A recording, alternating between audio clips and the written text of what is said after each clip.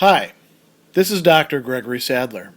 I'm a professor of philosophy and the president and founder of an educational consulting company called Reason.io, where we put philosophy into practice. I've studied and taught philosophy for over 20 years, and I find that many people run into difficulties reading classic philosophical texts. Sometimes it's the way things are said or how the text is structured. But the concepts themselves are not always that complicated, and that's where I come in. To help students and lifelong learners, I've been producing longer lecture videos and posting them to YouTube. Many viewers say they find them useful. What you're currently watching is part of a new series of shorter videos, each of them focused on one core concept from an important philosophical text. I hope you find it useful as well. Arguably the most famous idea or construct of Thomas Hobbes in philosophy as a whole is his depiction of what he calls the state of nature, which is also a state of war in Leviathan. And you find it in chapter 13, one of the most anthologized portions of that quite voluminous text. And in it, he depicts the human being in our very nature as driven by antagonism with other fellow human beings and unable to enjoy a common life together. There are ways out of this, but that goes beyond the scope of what we're going to talk about here. We want to look at this natural condition and what its limits are and how deep down it goes. So the first thing to talk about is that Hobbes depicts this natural state as one where something is missing, something that we eventually develop as human beings. And that is some sort of authority who has at least not necessarily a complete monopoly, but at least a hegemony of force, an ability to use force against those who disobey the authority. And because there's no authority, there's also no functional moral norms acknowledged within this not even society, but rather just bunch of people spread out across a land, a territory, whatever it may be. And Hobbes goes on to tell us that at the very beginning, there's a certain basic equality between human subjects, between human beings. And obviously, he's engaging in a good bit of abstraction because you can say, well, what we see are families and groups and clans and whatever, and there's children, and not everybody is actually equal with each other within these structures, either physically or mentally. And Hobbes says, well, yeah, sure. And he talks about, raising children later on and the family household and all that. But putting that aside, if you go along with him, he says that nature has made men so equal in the faculties of body and mind that though there be found one man sometimes manifestly stronger in body or of quicker mind than another, when all is reckoned together, the difference between man and man is not so considerable as that one man can thereupon claim to himself any benefit to which another may not pretend as well as he. Now that's important. He's not saying, you see, that any of us are totally the same as everybody else. As a matter of fact, there could be great differences in intellect, but you can say, is it a difference that makes a difference? In the state of nature, no. Why not? Well, he tells us that, here we go. As to the strength of the body, the weakest has strength enough to kill the strongest, either by secret machination or confederacy with others that are in the same danger as himself. So you can have some big, tough guy out there. As a matter of fact, what we do know is that in states of nature like this, big muscle guys don't actually survive very long, right? It's the skinny, wiry people who actually live a lot longer. But let's say we have some Goliath and he's, tromping around and, taking people's stuff. Well, they'll just kill him in his sleep. Or they'll get together and do him in as a group. Or they'll poison him. Or they'll find some other way to deal with him, right? And then he says, as to the faculties of the mind, setting aside arts grounded on words, and especially that skill of proceeding upon general and infallible rules called science, which very few have, and but in few things, as not being a native faculty, he says, I find yet a greater equality among men than that of strength. For prudence is but experience. Equal time equally bestows on all men in those things which they equally apply themselves to. And now, again, he's abstracting. This is somewhat plausible. We can probably think of some counter-objections. He actually considers some objections that one might raise, saying that, this equality is incredible. And then he says, well, that's just because people see their own wisdom close up and other people's far away, so they think their own is better. He doesn't actually consider cases where people think that they're not as smart as somebody else, but I think Hobbes could have well argued that sort of case too. So what is the upshot of this? He says, from this equality of ability ariseth equality of hope in the attaining of our ends. So everybody, in the Hobbesian point of view, is driven by passions, by desires, by aversions. We want some things, we don't want other things. We're continually driven by these and figuring out how to get them. So one of the things that we often do is we see things in the environment or that other people have, and we're like, that's a good thing for me. I want that. I want to take that. And so he says, if any two people desire the same thing, which nevertheless they cannot both enjoy, they become enemies. So now we're getting into the sources of human conflict. This is, Hobbes' way of addressing a really important question. You could say, well, why, if we live in a state of nature, why do we have to fight with each other?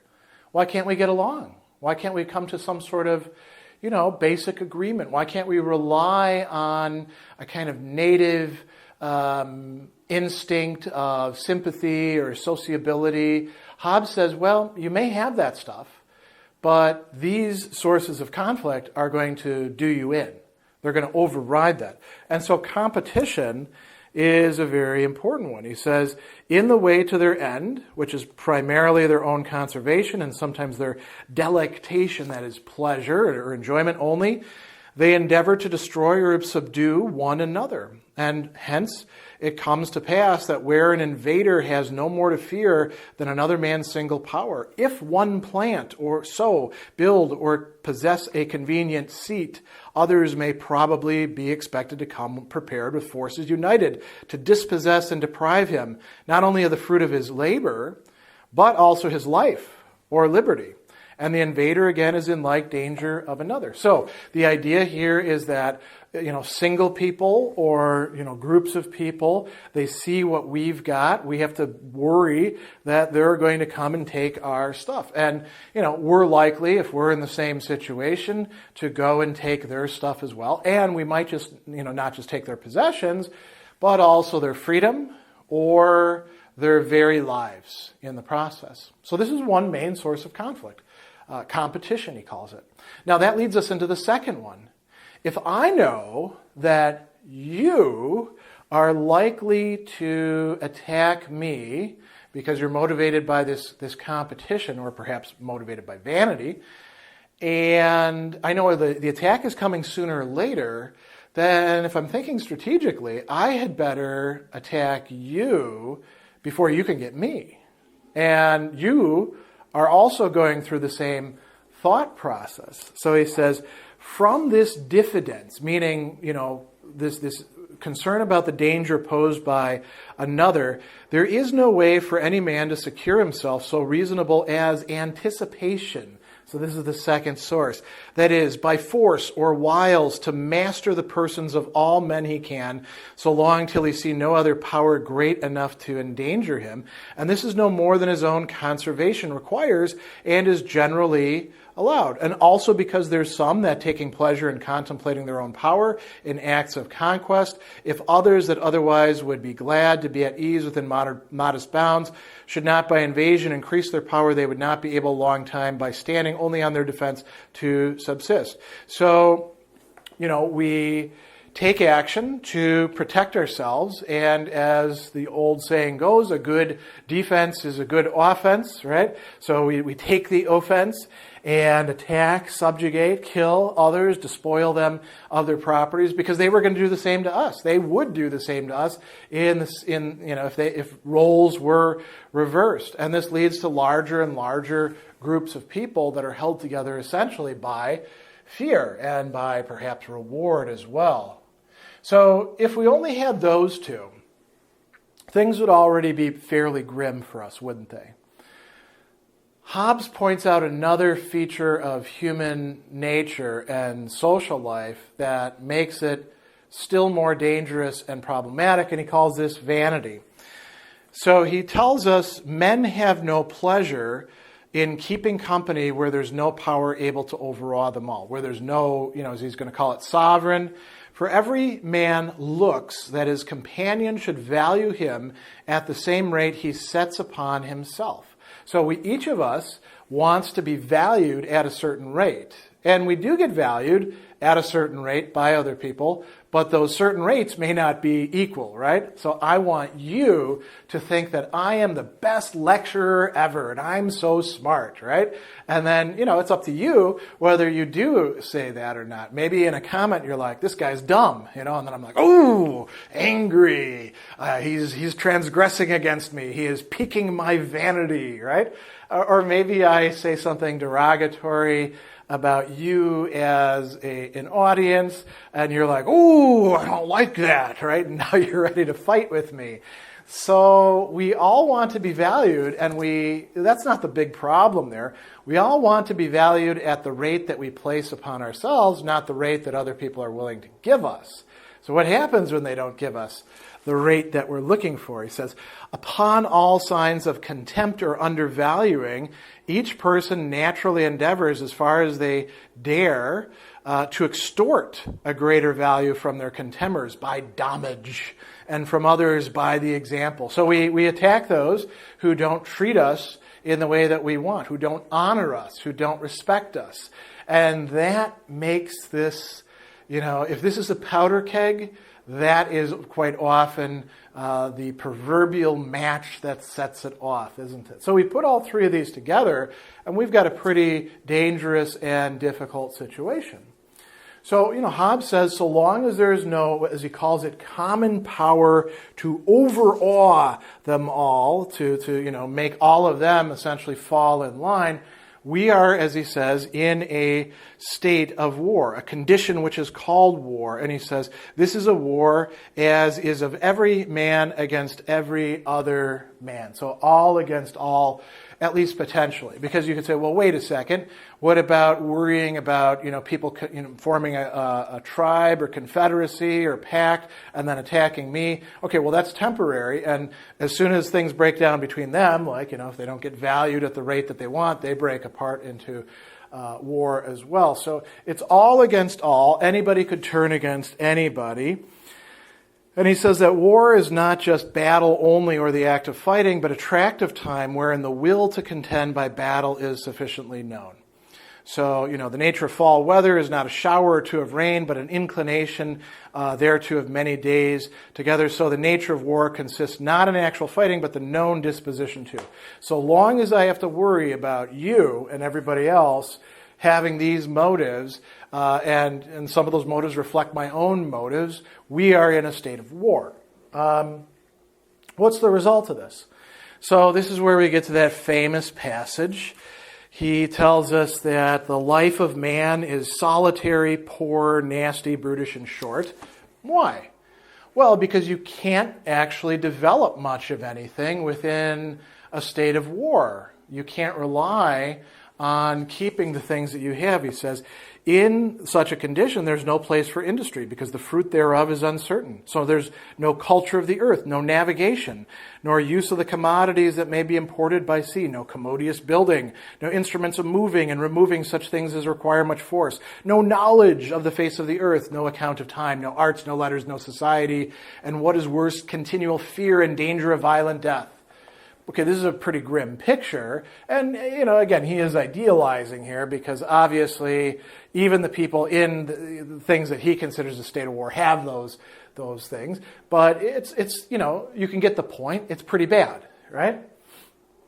So what's really key to this, as he says a little bit later, there is no law. There's no recognized, effective moral norms for what counts as right and wrong. People can use these words if they want to, but they don't have any real force. He says, to this war of every man against every man, this also is consequent. Nothing can be unjust. The notions of right and wrong, justice and injustice have there no place.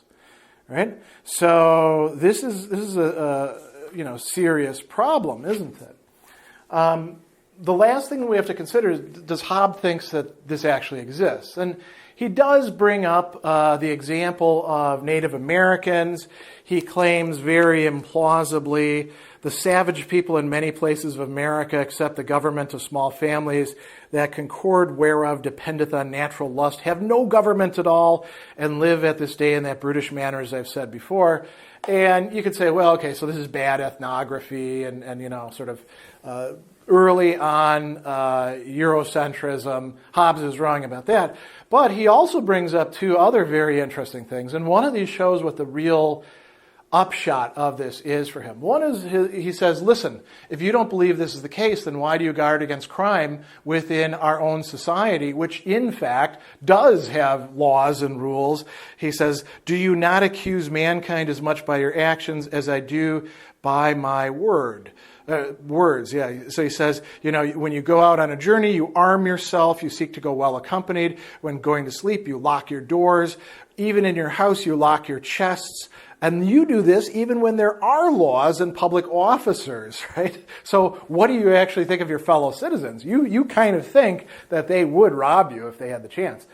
He also talks about, and this is, I think where he's really aiming, about civil breakdown and war. He says that it may be perceived what manner of life there would be where there were no common power to fear by the manner of life which men that have formerly lived under a peaceful government used to degenerate into in a civil war. This is actually Hobbes' reality. He is talking about the English Civil War in which there was such a breakdown.